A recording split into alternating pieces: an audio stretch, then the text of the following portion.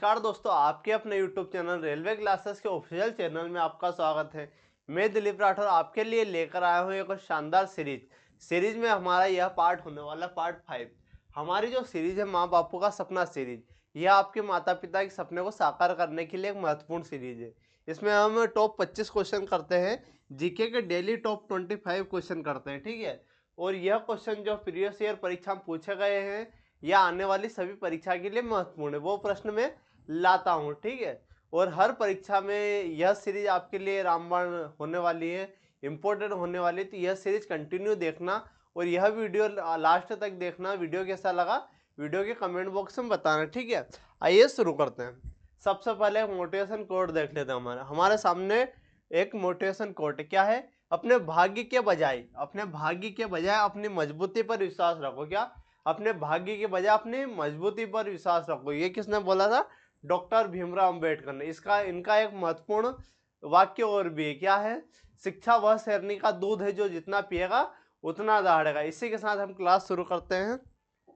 और हमारा पहला क्वेश्चन क्या है? भारतीय संविधान की प्रस्तावना में किस संशोधन के द्वारा समाजवादी और धर्मनिरपेक्षता शब्द जोड़े गए? तो प्रस्तावना में मात्र एक बार संशोधन हुआ है। कब हुआ था? 42वें संविधान संशोधन के द्वारा। कब हुआ था? 42वें संविधान संशोधन के द्वारा एकमात्र बार संशोधन हुआ है। और ये कब हुआ था? 1976 में। कब हुआ था? 1976। 42वें संविधान संशोधन 1976 में हुआ था। अगर इसको लागू की बात करें तो लागू कब हुआ था? जो 42वां संविधान संशोधन ये लागू हुआ था 1977 में। ये भी आपको याद रखना, कब लागू हुआ था? 1977 में।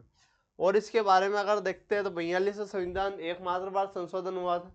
समाजवाद, धर्मनिरपेक्षता, अखंडता शब्द जोड़ा गया था, ठीक है। और यह जो है इंपॉर्टेंट क्वेश्चन है, तो यह आपको याद रखना। और जो 42वें संविधान संशोधन को, इसको क्या बोलते हैं हम? लघु संविधान भी बोलते हैं। 42वें संविधान संशोधन को लघु संविधान भी बोलते हैं। यह भी आपको याद रखना। 42वें संविधान संशोधन को क्या बोलते हैं हम?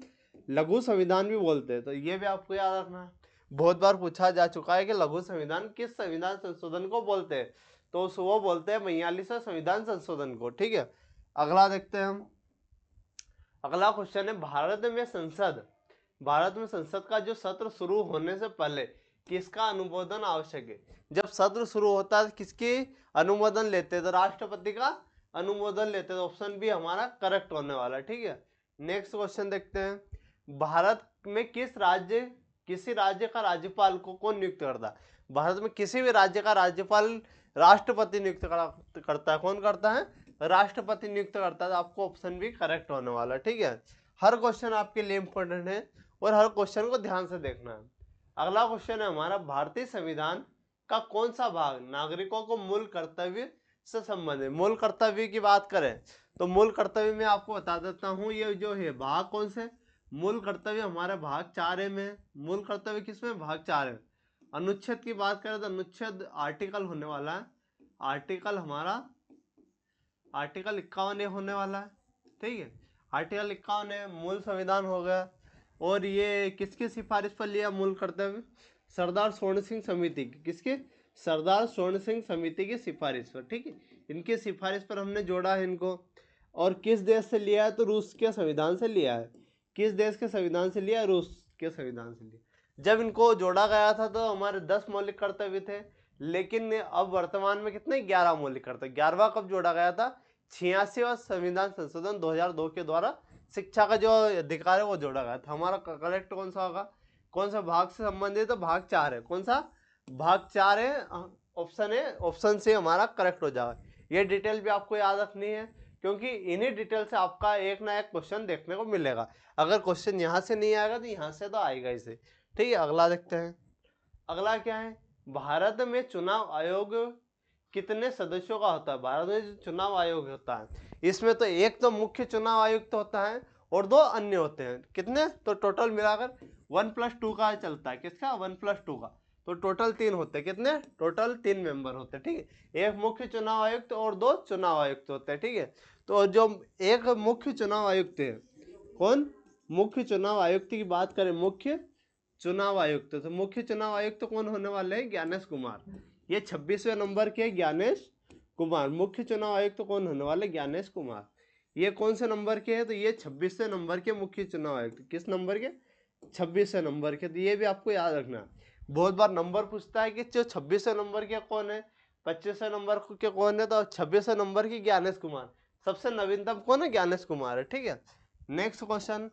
तो ये हमारे जो पॉलिटी के संविधान के क्वेश्चन 5 हो चुके, अब हमारे ज्योग्राफी के 5 आ गए। ठीक है, तो हमारा क्वेश्चन है दुनिया की सबसे लंबी नदी कौन सी? क्या पूछा गया है? दुनिया की सबसे लंबी नदी हमें बतानी है। तो दुनिया की सबसे लंबी नदी तो नील नदी। कौन सी? नील नदी दुनिया की सबसे लंबी नदी है। ठीक है, और नील नदी को क्या बोलते हैं? मिस्र का वरदान। मिस्र को क्या बोलते हैं? मिस्र जो देश है, मिस्र को क्या बोला जाता है? नील नदी का वरदान बोला जाता है। ये भी आपको याद रखना, नील नदी का वरदान। तो बहुत बार पूछा जाए नील नदी का वरदान किस देश को बोलते हैं? मिस्र को। तो मिस्र को क्या बोलते हैं? नील नदी का वरदान बोलते हैं। ठीक है, और जो अमेजन नदी है, अमेजन नदी क्या है? अमेजन नदी जो व्यास के सबसे बड़ी नदी है, सबसे बड़ी। अमेजन नदी जो है सबसे बड़ी है। कौन सी? सबसे बड़ी। सबसे बड़ी नदी कौन सी है? सबसे बड़ी नदी अमेजन नदी। जो नील नदी है सबसे लंबी है, लेकिन सबसे बड़ी कौन सी है? सबसे बड़ी जो है अमेजन नदी। बड़ी मतलब ये जो नील नदी है लंबाई के हिसाब से है, लेकिन ये भले ही लंबाई कम है लेकिन इसकी चौड़ाई मतलब एरिया जो है टोटल जो कवर किया गया है वो किसका ज्यादा है? अमेजन नदी का। ठीक है, और यांगटीसी नदी कौन सी है? एशिया की सबसे बड़ी नदी। ये किसकी है? एशिया की सबसे बड़ी नदी यांगटीसी। जो एशिया की सबसे बड़ी नदी कौन सी होने वाली है? यांगटीसी सबसे बड़ी नदी। ठीक है, तो ये भी आपको याद रखना। ये जो है सबसे बड़ी अमेजन नदी जो विश्व की सबसे बड़ी नदी है। सबसे लंबी नदी की बात करें तो नील नदी होने वाली है। एशिया की सबसे बड़ी नदी यांगटीसी नदी। ठीक है, अगला देखते हैं। अगला क्या है हमारा क्वेश्चन? कौन सा ग्रह गैस जाइंट के रूप में जाना जाता है? कौन सा ग्रह को गैस जाइंट के रूप में जानते हैं? तो जो बृहस्पति होने वाला, कौन सा? बृहस्पति। इसको क्या बोलते हैं? गैस जाइंट बोलते हैं। ठीक है, तो आपके लिए इंपॉर्टेंट क्वेश्चन है गैस जाइंट। ठीक है, मंगल ग्रह, इसको लाल ग्रह भी बोलते हैं। मंगल ग्रह को क्या बोलते हैं? लाल ग्रह। मंगल ग्रह को लाल ग्रह बोलते हैं रेड ऑक्साइड के कारण। शुक्र ग्रह को जुड़वा बहन, शुक्र ग्रह को जुड़वा बहन, पृथ्वी की जुड़वा बहन बोलते हैं। ठीक है, शुक्र ग्रह को सभी जानते हैं जुड़वा बहन कहते हैं। पृथ्वी को में एकमात्र ग्रह है जिस पर जीवन संभव है। और इसका आकार कैसा है? पृथ्वी के आकार की बात करें अगर, पृथ्वी का जो आकार है, पृथ्वी का आकार कैसा है? जियोइड। कैसा है? पृथ्वी के आकार की अगर बात करें जियोइड। पृथ्वी का आकार जो होने वाला है जियोइड आकार का होने वाला है। ठीक है, मतलब जो ध्रुवों पर जो चपटी होती है उस आकार को क्या बोलते हैं?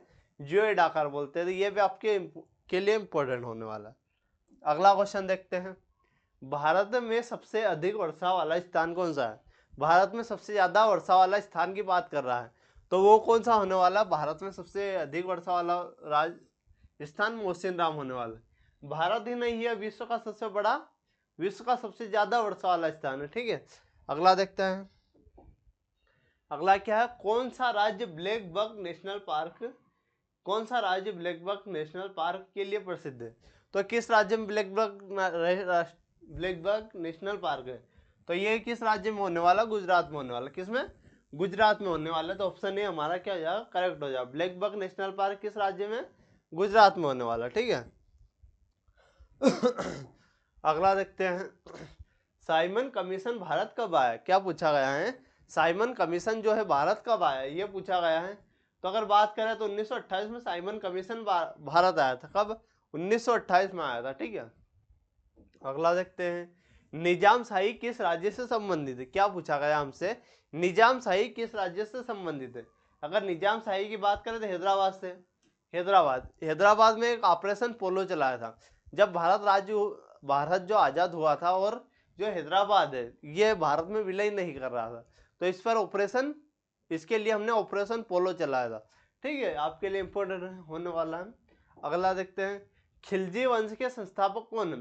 खिलजी वंश के तो अलाउद्दीन खिलजी और जलालुद्दीन। ठीक है, लेकिन संस्थापक की बात करें तो जलालुद्दीन खिलजी होने वाला। संस्थापक की जलालुद्दीन खिलजी, लेकिन ये जो है खिलजी वंश के मोस्ट आईएमपी है। ठीक है, महत्वपूर्ण व्यक्ति कौन है? अलाउद्दीन खिलजी। खिलजी वंश के प्रमुख शासक की बात करें तो अलाउद्दीन खिलजी होने वाले, लेकिन संस्थापक तो जलालुद्दीन खिलजी है।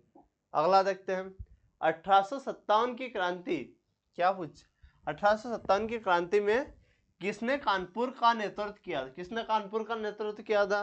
तो नाना साहब ने। कानपुर का नेतृत्व किसने किया था?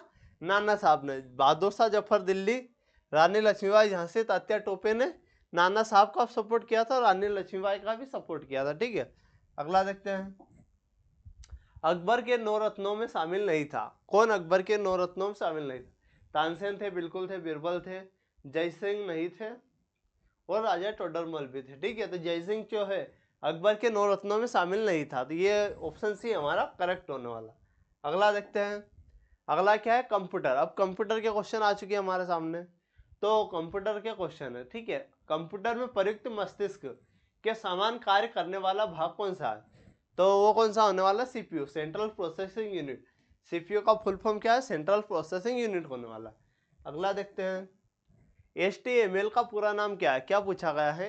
HTML का पूरा नाम हाइपर टेक्स्ट मार्कअप लैंग्वेज। क्या? Hyper text markup language. कौन सा सही होने वाला है? ये भी हाइपर है, हाइपर, ये तो नहीं होगा, ये भी नहीं होगा। ठीक है, हाइपर टेक्स्ट मार्कअप, यहाँ में कहा गया है लेकिन मार्कअप होने वाला सही, तो हाइपर टेक्स्ट मार्कअप लैंग्वेज, तो ऑप्शन बी हमारा करेक्ट हो जाएगा। तो ऑप्शन भी आपको ध्यान से देखना है, दिखने में दोनों एक जैसे दिख रहे, लेकिन यहाँ मेकअप दिख रही है, यहाँ मार्कअप, तो ये ऑप्शन मार्कअप होने वाला है। ठीक है, तो ऑप्शन भी हमारा करेक्ट होने वाला। अगला देखते हैं कौन सा कंप्यूटर वायरस को फैलाने से रोकने के लिए उपयोग किया जाता है? तो कौन सा वायरस को फैलाने के लिए रोकने के लिए प्रयुक्त किया जाता है? तो ये फायरवॉल उपयोग किया था। कौन सा? फायरवॉल उपयोग किया था। ऑप्शन सी हमारा करेक्ट हो जाएगा। ठीक है, वाईफाई का पूरा नाम क्या है? अगला क्वेश्चन है वाईफाई का पूरा नाम, तो वायरलेस फिडेलिटी। कौन सा?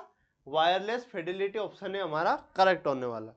अगला देखते हैं पहला इलेक्ट्रॉनिक कंप्यूटर कौन सा होने वाला? अगर पहले इलेक्ट्रॉनिक कंप्यूटर की बात करें तो वो होने वाला है इनेक। कौन सा होने वाला है? पहला इलेक्ट्रॉनिक कंप्यूटर इनेक होने वाला है। ठीक है, अगला देखते हैं कौन सा अम्ल पेट में भोजन पचाने में मदद करता है? कौन सा जो अम्ल है भोजन को पचाने में मदद करता है, तो वो कौन सा होने वाला है?